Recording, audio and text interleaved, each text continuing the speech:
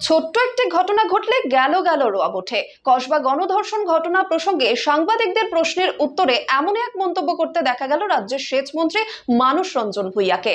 জানি কম তোলপাড় হয়নি, কিন্তু এই মন্তব্যে 24 ঘন্টা কাটতে না কাটতেই পাল্টি খেয়েছে প্রবীণ তৃণমূল এই নেতা। কিন্তু শাসক দলের অস্বস্তি কি গেল? এই খবরটি নিবেদন করছে স্বামী বিবেকানন্দ ইউনিভার্সিটি। আপনার সন্তানের স্বপ্নের ভবিষ্যৎ গড়ে তোলার একমাত্র সঠিক ঠিকানা। যোগাযোগ 7044086270। আর বাংলার দিকে তাকা, ছোট্ট একটা ঘটনা ঘটলেই গেল রে, গেল রে। কসবা ল কলেজের ছাত্রীকে গণধর্ষণের ঘটনার আবহে নতুন করে বিতর্কে জড়িয়েছেন রাজ্যের সেচ মন্ত্রী মানস ভূঁইয়া।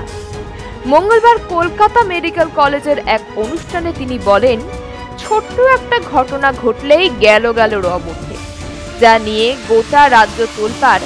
পাশাপাশি শাসক দল তৃণমূল কংগ্রেসকে বিঁধতে ছাড়ছে না বিরোধী রাজনৈতিক দলগুলো। মানস ভূঁইয়া এদিন রাজ্যের সম্প্রতিকালের ঘটে যাওয়া কয়েকটি নারী ঘটিত ঘটনার উদাহরণ টেনে গণধর্ষণের ব্যাখ্যা দিতে গিয়েই এমন মন্তব্য করেছিলেন। সেই সঙ্গে তিনি এও বলেছেন, রাজ্যের মুখ্যমন্ত্রী মমতা বন্দ্যোপাধ্যায় একজন নেত্রী, যিনি বারবারই এই ধরনের ন্যাক্কারজনক ঘটনার দ্রুত পদক্ষেপ করেন।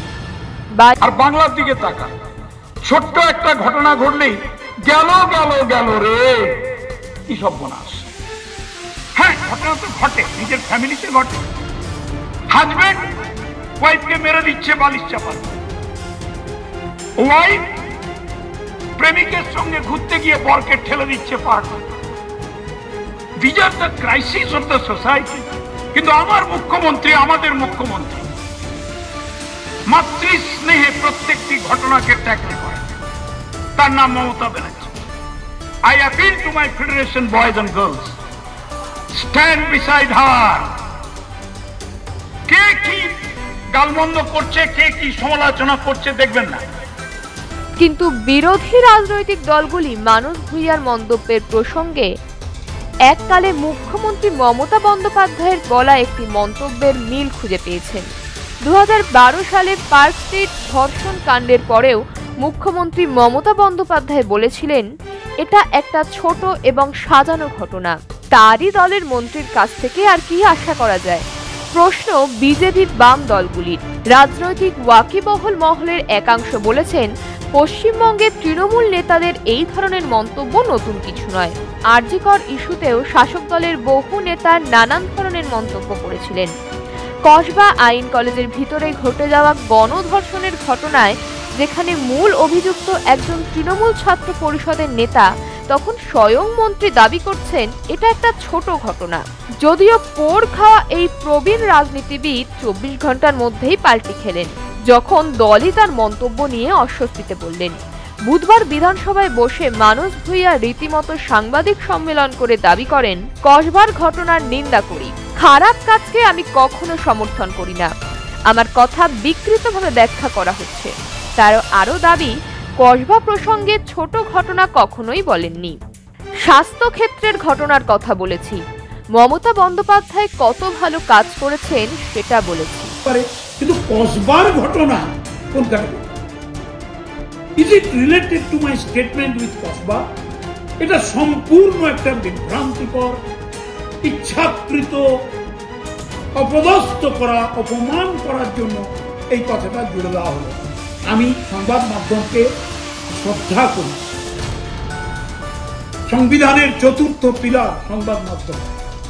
আমার রাজনৈতিক জীবন বেশিরভাগটাই বিরোধী দলের কর্মী হিসাবে কেটেছে। আমি চিরকাল সংবাদ মাধ্যমের সঙ্গে যুক্ত থেকে তাদের খবর নিয়েছি, খবর দিয়েছি।